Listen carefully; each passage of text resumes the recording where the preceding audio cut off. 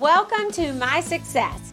This show is all about what it takes to be successful. Tune in for some great conversation designed for providing you with the best information possible to help you achieve your goals and dreams.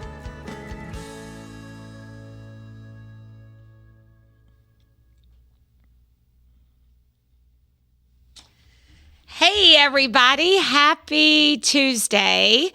Kim Martin here, founder of I've Decided and host of your show today, My Success. We come at you live every Tuesday down at YCast Studio with shows that hopefully will encourage and motivate and inspire you to continue on your journey to success. And we like to bring our guest on the show that can help us along our way, and experts like Thomas Hinton. Hi, Thomas. Hi, how you doing? I'm great. How are you? I'm doing good, and thank you for having me on the show. I am super excited. I think you've been on a show with me way back once before. A couple years ago. Yeah, some of you guys might recognize this guy, but you are a sleep coach. Yes. And an expert in sleep. And that's pretty amazing, especially nowadays. We know the impact of sleep. And so I've been excited to have you on the show to share this resource with our community and let them know that you're available to help in that category. Yeah, absolutely, and I'm glad to be here. And it's funny you say that we know, the impact of sleep. A lot of people don't, and that's where I come in, and that's why I started, doing what I'm doing. Yeah, you're right. I think you're right. A lot of people do not realize the impact of sleep. It's in my business, right? Health and wellness and nutrition. So, of course, I understand it. But you're right about that. I think when I talk to people, they don't realize sleep patterns, especially, the times they go to bed, the times they wake up, and the impact of that. But I thought this was a perfect week because our weekly winning word is strong. And when you think about strong, you think muscles, usually, right? But I always say you join a gym to get physically fit, and you join I've Decided community to get mentally and emotionally fit. That helps people understand what we mean by a personal development company and how our membership works. It kind of just, they're like, oh, they get it. So when we're talking about strong at I've Decided, we're talking about being mentally strong, because being mentally strong it's key to achieving your goals and dreams. It's hard to be successful. Yes. And it requires you to be, steadfast, to have perseverance, to be, at your best in order to get through things like, obviously all this that we're going through right now, right? I know I talk to so many people, they put their goals and dreams on hold. Yeah. COVID has caused people to put their goals and dreams on hold. Maybe that's happened to you guys that are watching. And on a sidebar, I want to encourage you to push the go button, and get them off a hold right away, because now is the time. Absolutely, people need you. Our people need coaches and experts like you, Thomas, to help them and to encourage them and to get them through maybe any struggles that they might have. So, good sleep impacts you mentally. Right. And so I kind of just want to throw that over to you and, and talk about that. Like, can someone actually change their sleep patterns? I hear people say all the time, I'm not a morning person. Yeah. And I get it. Maybe you do have some natural tendencies, but can that be changed? In some senses, yes, it can. We have what's called a circadian clock or circadian rhythm internally, and that's what governs sleep, right? And we also have these things called chronotypes. And so that's part of what I do as a sleep coach. I do what's called a chronotype assessment because our chronotypes actually determine when we want to go to sleep and when we want to wake up. Okay. And for some people, can go to sleep at 11:30 and wake up at 6:30, 7 o'clock. And that's what works for them. Some people can go to bed at 9 p.m., 9:30 p.m., and get up earlier than that. So our chronotypes really is what helps us determine when a good bedtime and a good wake-up time is. And so that's one of the things that I do is I try to help determine what your chronotype is, and then from there, I can actually, customize a sleep plan based off of, of what the information that you're giving me. Wow. So I have never heard the word chronotype before. Yeah. Now that's I would have thought I would have heard that word before. Okay. So chronotype. Are you guys listening? All right. So chronotype. What is that? What is that exactly? Can you kind of describe that? Is that a process, or is that like your natural? It's just your natural ability. It's even said that if you try to go against your chronotype, it can make things worse. And they're actually categorized with animals. So I did a chronotype test on myself, a long time ago, and I'm considered a bear. That's my chronotype. So I am most productive, from 8 a.m. until about 1 p.m. Okay. That's when I'm most productive. Okay. And so it's good to plan, the most important tasks of the day during that time that you're most productive. So some people it's 8 a.m. to 1 p.m. For some people it's after lunch, later in the afternoon. For some people it's in the evening. For me, it's like 5 a.m. to like noon. Right. And so Mine's it's early in the morning. Man, I can crank out some stuff before everybody wakes up. Yeah. So that's part of your chronotype. Okay. So you're most productive from this time until that time. So it's good to, like I said, to schedule the most important tasks of the day during that time. Oh, good to know. Okay, so but wait a minute though, chronotype. Is that something you're born with, or is that something that just your habits kind of create in itself? So I'll say in my experience, because everybody's experiences are different. I feel that it's something that you create with your schedule, things that you're doing in life. Right. Because when we're born, our circadian rhythm or circadian clock doesn't even exist yet. And so as you start getting older, probably about 4 or 5 months old, you want to start helping develop and mold your child's circadian rhythm. Right. So of course, later on in life, as you become an adult, the things that you do can actually, alter that.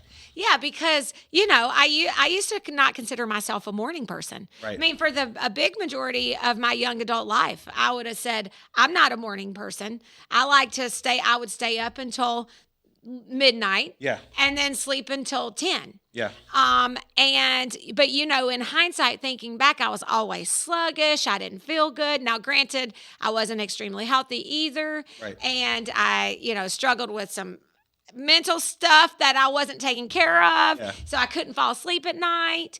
And then in my 30s, I found running. And running, I tell everyone, kind of changed my life because one thing, it helped me go to sleep. Yes. And so my brain stopped racing at night like it was before. I was exhausted. Yeah. So I could fall asleep a lot easier. Right. And then I started running with a group that ran early in the morning. And so then I started running early in the morning. I never woke up early in the morning until then. And now, I'll be 48, knocking on 50, basically. And in that time frame, I'm up and at 'em at 5 a.m. every morning. And that is and now I feel better. I have more energy. So maybe I was going against my what is it called again? Chronotype. Yeah. And didn't even realize it. Right. And so once you give into it and actually start following it, that's when things can get better for you. So our chronotypes actually can change as we age and get older, because our sleep naturally deteriorates, and changes as we age. So it's really just learning how to keep track of that and keep up with it, and then just kind of just kind of alter things that you're doing during that time. Okay. That's awesome. So you want to know what your chronotype is? Yeah. That's a good reason to reach out to Thomas. Yeah. One good reason anyway. So how did you get into the sleep business? Like how I'm excited about goals and dreams. Yeah, and I love that you are following your passion. And when you told me, because when we met before, you weren't a sleep coach, you were working in the field. Right. And so when you reached out and said, I'm decided to be a sleep coach, I was just like fired up. I'm like, oh my gosh, that's like so perfect for you. And I am still fired up and excited for you because I think it's a needed field. And I believe in coaches. Everybody knows that I am a success coach. I believe that you need a coach and you need maybe even different coaches depending. And if you are struggling with your sleep, a sleep coach would be perfect for you. And so you're obviously passionate about sleep. Absolutely. And that stemmed from experience and other things. So share with us a little bit about that. Yeah, absolutely. So I started off at I&I Sleep Institute or Sleep Lab, and that at the time was housed in OSF. But how I got started, my why was my dad. So when I was 2.5, my dad had passed from a massive heart attack. Wow. And so, growing up, as I got older, I was diagnosed with sleep apnea. Okay. And sleep apnea can be hereditary for those that don't know that. And so when I see, pictures of my dad, he was just, he was fit, he had 19-inch biceps, he was, Wow. he was just, but it looked like it was just a head on top of some shoulders, like there wasn't much of a neck. My mom told me that, he had some snoring occasionally and stuff like that. And so sleep apnea is one of the leading causes of heart attack and stroke. And so that was really my why into that, because I felt that that's what he was 35 years old. I'm 35 years old.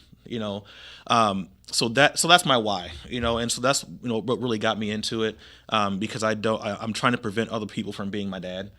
And so that's why I'm so focused and so passionate about what I do, is because of him. And you've been involved. You've been working in this industry for most of your adult life. 12 years now. 12 years. I mean, you're 35, so that's most of your adult life, Yes. right? Yep. And so that's exciting to me when I see someone like you who takes their career and turns it into a passion. Yeah. And I can just see you doing podcasts. I can see you writing a book. Oh, wow. I mean, I just see the whole vision. Yeah. And I just want to help you get that message out to the world, because I just know that they can benefit from that. So how many hours of sleep does a person need? So like let me back up. Sorry, Sure. Don't answer that question. Okay. Walk me through a process. If I hire you to be my coach, what are the things that you're going to ask me? Okay. And what are you going to try to get me to? Right. So really, it's more so about gathering information, and then taking that information that you gave me, and then turning that into a customized plan. Okay. So the consults are always free. Okay. All right. And so that's where I'm gathering the information. I have you fill out what's called an Epworth sleepiness scale. Okay. Because my main thing is if there is a sleep apnea component, if I feel there is one, then I'm going to get you referred to, to somewhere that can deal with that, because there's no amount of coaching that I can give you that's going to work if you have sleep apnea. Right. You need to, that's a medical issue that you need to take care of. And you understand that because you've been working in that business. So you can ask those questions to help someone even kind of have an idea if maybe they have sleep apnea. Right. And that's that's cool too. Yeah, and that's where the sleepiness scale comes in. So I have them filled out just to kind of get a baseline of what we're dealing with. Okay. And then I go through all my assessments. So I do a routine assessment, I do a sleep hygiene assessment, the chronotype assessment, and then what's called an environmental assessment or environment assessment. Normally the part of the experience and the convenience of having me is that I come to you. I come to your home. If you're if you're comfortable, I want to see the bedroom. I want to see where you're sleeping. Sure. I want to see if it's dark. I want to see if what the room temperature is at night, because that matters. Wow. Because our body temperatures naturally decrease as our bodies are preparing for sleep, and then they drop even lower to room temperature when we go into REM. Is that why you get hot in the middle of the night a lot of times if your room's not cool enough? Right, and if you ever notice, if you get hot, you don't sleep as well. Oh, you wake up. Oh yeah, you're kicking sweating the covers off, like you're like, I'm burning up in here. Yeah. Right. So I'm just asking a bunch of different questions and going through these different assessments, and because I'm not looking for what you are doing. I'm trying to listen for what you're not doing. I see. And then I take that information, customize a plan for you, and then we go from there. And that's what I deliver to you. And you have me for 30 days, and then we do 1 or 2 follow-up calls a week, whether it be virtual, phone, in person. It's whatever they want. Because again, the patient care experience is really important to me. Okay. I take it very serious, and it means a lot to me. So I want to make sure that they know that they have someone that's going to pretty much hold their hand throughout the whole process and keep them accountable. Okay. Because that's the hardest thing when you're trying to stay fit or get healthy. Sometimes starting is just difficult, and then once you start, sometimes staying the course is difficult. For me, I always tell people, when you don't want to do these things, that's when it matters. When you don't want to drink that gallon of water, that's when it matters. When you don't want to do that extra rep, that's when it matters. Otherwise, you're just starting all over again. Yeah. Well, you're obviously physically fit. Oh, That's pretty clear. But that's a good example. You're just Right. setting a good example all the way around. Right. So I always ask this question, but I think I know the answer. I can't decide in the health industry, and I talk to my members at Curves about this all the time, Yeah. is what's more important, sleep or hydration? And I come to hydration because being hydrated is so important to getting good sleep. Right. But they are pretty neck and neck. I mean, it is of the utmost importance. You really can't be healthy. You Right. can't be mentally strong. You can't be physically strong. Mm-hmm. You can't be emotionally strong. You can't be healthy if you don't get good sleep. Right. Sleep affects everything. It's one of the many building blocks as it pertains to our health. There's a lot of things that you can't do. I always say there's no amount of, like I said, no amount of coaching, no amount of, exercising, nutrition, or whatever you do, and that's going to work if you're not properly, rested. Right. So that's really important. Okay, so brings me back to the question before. Is what's the magic number? Like, what's the minimal amount of hours that someone really needs? And I know it can depend on the person, and it Right. depends on how active you are, and et cetera. But, I have ladies at Curves, which I'm dying to get you back to there. As Sure. soon as we get through this and we can have some in-person meetings, Yeah. I know there are some ladies there, just as one avenue that can really benefit. So I have members that live off of 4, 5 hours. And I'm like, I don't know how you Yeah. function. And they're like, oh, I'm fine. I'm like, are you really? Yeah. Are they really fine if they're only getting 4 or 5 hours of sleep? I mean, Yes and no, because some people can do that. Some people can do that, and they can survive off of that. But what they're not seeing is what it's doing to them, mentally and physically, internally. right.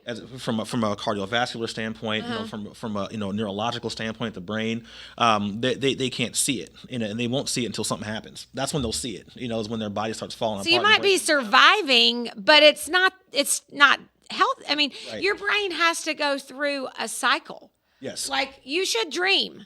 Like, absolutely, that's important. Like you should be dreaming, right? If Yes. you're not dreaming, that's a sign. Well, our Is body. that kind of a sign that you might not be getting into that REM sleep? Absolutely. Because we go through about 4 to 5 REM cycles a night. Okay. Each one lasting longer than the previous. And REM sleep is very important because that's where the lowering of the blood pressure happens. Okay. A lot of parts of the body or organs of the body that are normally active aren't anymore. So it's that time for the brain and the body to repair and to decompress and to replenish, nutrients and oxygen that was used throughout the day. Okay. Memory building. So if you have some of those wacky dreams, it's theorized that your brain is trying to make sense of different things that have happened, throughout the day or the month or whatever's going on. There's things that are happening now that we can't really see that our brain's taking in information. Right. And so when we sleep, it's trying to categorize everything and try to put everything in place. So, but yeah, REM sleep is extremely important. It's very important. So, guys, if you are struggling with your sleep, I want to encourage you to reach out to Thomas. Thomas, how can they get in touch with you? So they can get in touch with me by email and or phone. Usually phone's better. Okay. Text me, call me, 309-840-5644. And just give me about 24 hours. I'll get back to you. But I want to answer your question with the magic number. Oh, yes. So magic number, 8 hours. Yeah. 8 hours is the magic number. Not life I happens. feel best when I get at least 8 hours of good sleep. Right. We I all sleep well, but we all can obtain that. I get it because we all have life and different things that we're doing. But 8 hours is the magic number for adults. And then as you get younger, it increases. Like my daughter, she's 12. She needs between 10 to 12 oh yeah, kids need more sleep. because they're still So developing. those teenagers that are sleeping for 12 hours, That's why I call them because they're so busy on their phones. I call them screenagers. screenagers. That's awesome. Okay, wonderful. Well, I want to just remind you guys too that we have our first virtual Motivation Leadership Conference happening on Saturday, September 12th. You can register for that at I'veDecided.org. And your best bet is just to join the community. We're in the middle of a membership drive. We want to have you join our community. It's only $15 a month, and you get 3 conferences a year, everything you need. connection, networking, get to know people like Thomas. Thomas is an awesome member of I've Decided. Thank you. And we're grateful for you and grateful to have you a part of our community. So, and there's a lot more awesome members like him around that you want to get to know. So, thank you for being on the show with me today. Thanks for having me. And if you guys, if you missed the number, you can always get in touch with us at I'veDecided.org and we'll get you connected as well to Thomas. Okay? All right. So enjoy the rest of your Tuesday, and Kurt P. White and Dr. Mary Ann will be with you next Tuesday on The Source. So be sure to tune in for them next week. All right. See you guys later. Awesome.